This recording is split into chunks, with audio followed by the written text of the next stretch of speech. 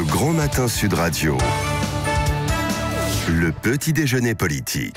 Il est 7h45, merci d'être avec nous. C'est le petit déjeuner politique de Rachid Temal, qui est sénateur décidément du Parti Socialiste du Val d'Oise et vice-président du groupe socialiste au Sénat. Bon, vous êtes un peu dissipé, ma chère. On parlait football, c'est bon, pour ça. Absolument. Rachid Temal, bonjour. Bonjour. Les bacheliers ne savent pas s'ils auront vraiment leurs résultats aujourd'hui. Quelques 700 enseignants correcteurs font de la rétention. Est-ce qu'il faut des sanctions à l'égard de ces grévistes, enseignants ou pas? C'est la question qu'on pose ce matin. Mais on peut peut-être commencer, revenir un petit peu en arrière. Pourquoi cette grève? Le ministre parle beaucoup de confiance. Moi, j'ai vu au Parlement, quand il est venu présenter sa loi, la vérité, c'est qu'à chaque fois qu'il touche un certain nombre de dossiers, il n'y a pas vraiment ni de confiance, ni d'accord.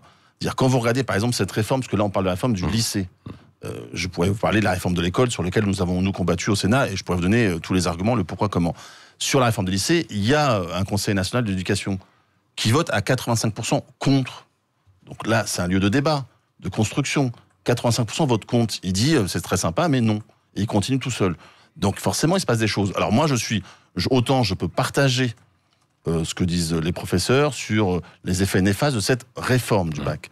Autant je ne partage pas leur mode d'action et là de pénaliser les lycéens qui passent leur bac. Et on sait tous que le bac, c'est un moment important de notre vie parce que c'est l'aboutissement d'un long cycle. Et d'ailleurs, j'en profite pour dire que les pauvres vont, après avoir passé cela, découvrir Parcoursup, qui lui aussi est un vrai problème. Ils l'ont déjà découvert, et qui est un vrai problème. Et qui est un vrai problème. Ça marche visiblement quand même, non? Ça marche comment alors? Parce qu'aujourd'hui, qui décide de ce que vous allez faire quand vous allez être bachelier? C'est une algorithme dont personne ne connaît les raisons, et c'est l'établissement qui va vous choisir et non plus le choix du jeune. Moi, je suis, excusez-moi, pour le fait qu'un jeune décide de sa filière et pas qu'on lui impose une filière. Et donc, c'est toute la différence entre l'ancien système et celui qui est proposé par le gouvernement. Revenir quand même à ce bras de fer entre Jean-Michel Blanquer et les enseignants, certains enseignants. Et on rappelait les chiffres de combien de notes, parce que la très très grande majorité chiffres donnés par le gouvernement et par les enseignants se passera bien.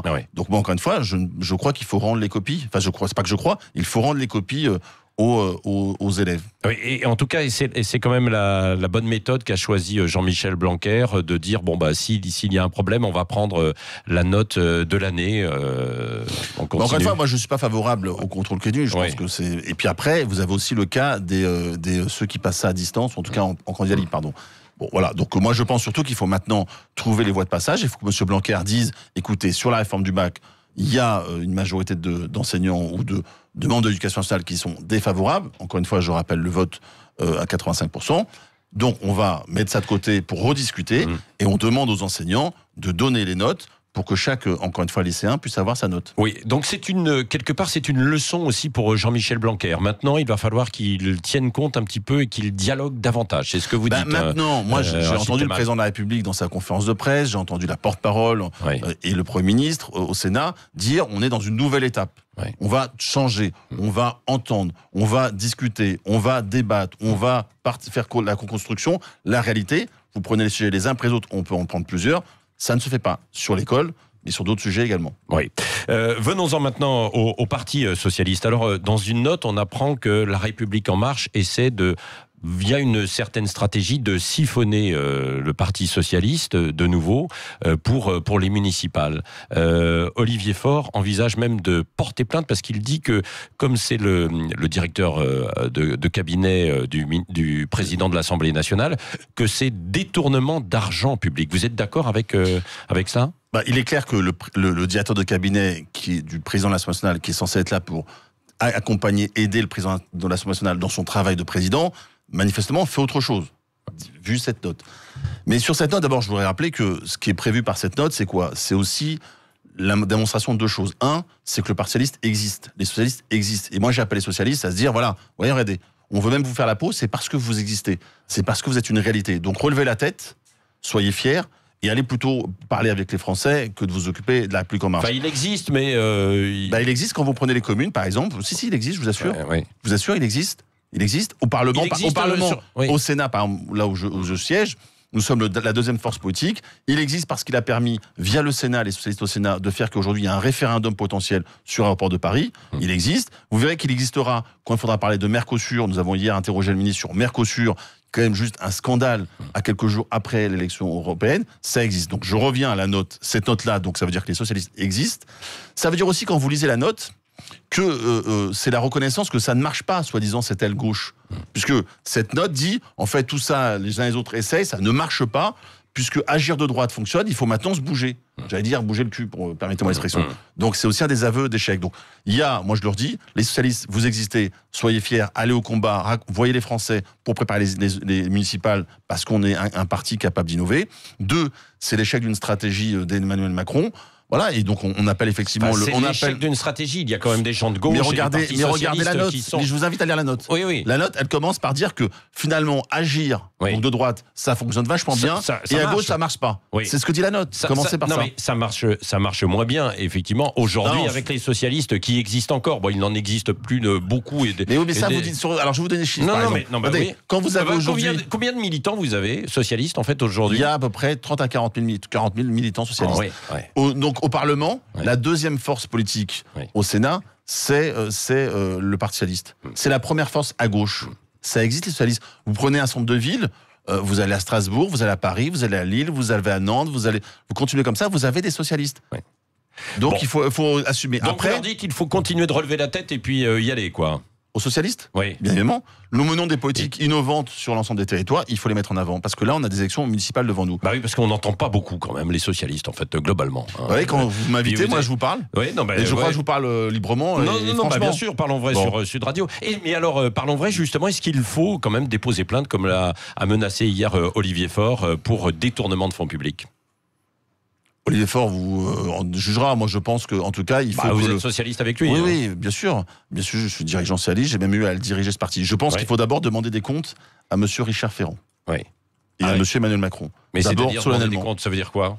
Que faisait est-ce que cette note existe réellement ? Est-ce qu'elle existe vraiment ? Pourquoi il faut se elle existe visiblement, non ? Moi, vous savez, je suis dans un système. Je comprends pas, Rachid Temal, vous demandez des comptes, d'accord, mais ils vont vous dire non, ça n'existe pas, voilà, etc.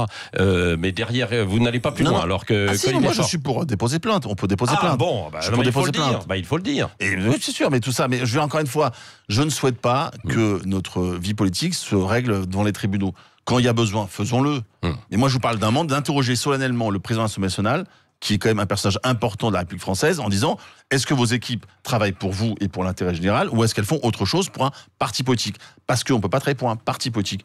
Ça, je suis d'accord, mais je fais aussi la politique, vous voyez, je ne vais pas aller devant les tribunaux pour la politique. Rachid Temal, vous êtes sénateur, socialiste.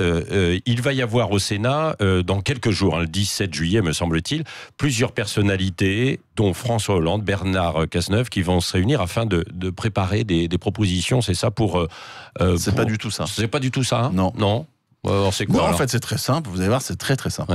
Il y a le groupe socialiste au Sénat a fait un pot de fin d'année, de fin de session. Il se trouve être le 17 juillet. Patrick Canal, notre président, et moi j'ai approuvé cette démarche-là, dit il serait bien que nous ayons cette année autour de nous les anciens premiers ministres socialistes, l'ancien président de la République, les anciens premiers secrétaires, voilà, et de nous retrouver là pour le pot. Mais en fait, ça va être un pot, hein. C'est pas une réunion, on va travailler sur ça. Non, je veux dire, c'est pas, non, à côté de ça, une réunion un peu de. Non, mais à côté de ça, un pot de départ, pas un pot de départ, mais un pot de nouveau départ, quoi, peut-être, non ? Je sais pas, moi, je sais ce que c'est comme pot. Là, vous faites une analyse. Après, par contre, ce qui est vrai, c'est qu'au Sénat, effectivement, nous travaillons. Par exemple, moi, je suis en charge de la prospective. Là, on va travailler pour un certain nombre de propositions pour 2020, etc. Nous, on travaille, oui, bien sûr, on fait des propositions. Là-dessus, il n'y a pas de problème. Par exemple, encore une fois, je vous l'ai dit tout à l'heure, sur le RIP, c'est une proposition des socialistes au Sénat. Donc nous faisons des propositions à chaque fois. Mais en tout cas, cette réunion du 17, je dis qui n'est pas une réunion, qui est un pot de fin d'année. C'est pas un pot de nouveau départ, alors. Mais alors la question c'est, est-ce qu'il faut un nouveau départ au Parti socialiste ? La réponse est oui. Est-ce qu'il faut dépasser le Parti socialiste ? La réponse est oui. Est-ce qu'il faut repenser notre façon de voir le monde ? La réponse est oui. Voilà, moi je peux vous répondre. Et est-ce qu'il faut que Bernard Cazeneuve revienne à la politique chez les socialistes ? La réponse Moi j'ai lu l'interview de Bernard Cazeneuve la semaine dernière dans le JDD. Il a dit qu'il était là, qu'il allait faire des propositions. Et comme je le dis aux uns aux autres, moi j'ai hâte de voir ces propositions, bien sûr, mais comme d'autres. Mais c'est quand même une personnalité qui compte et qui pourrait faire du bien au Parti socialiste. Quand vous avez été Premier ministre, et que vous dites, moi je suis prêt à donner un coup de main ou à m'impliquer fortement, je dis bravo, banco. Moi, tous les socialistes qui souhaitent s'impliquer, qui souhaitent proposer, je dis banco, allez-y, allons-y. Oui. Rachid Temal, sénateur socialiste du Val d'Oise, avec le mot de la fin de Cécile Ménibus. Pardon, oui. Antoine Ruffenac, qui est l'ancien maire du Havre, estime qu'Édouard Philippe serait le maire dont Paris a besoin. Est-ce que selon vous, il serait meilleur à la tête de la mairie de Paris ou meilleur à la tête du gouvernement ? Alors, à la tête du gouvernement, c'est au président de la République de le dire.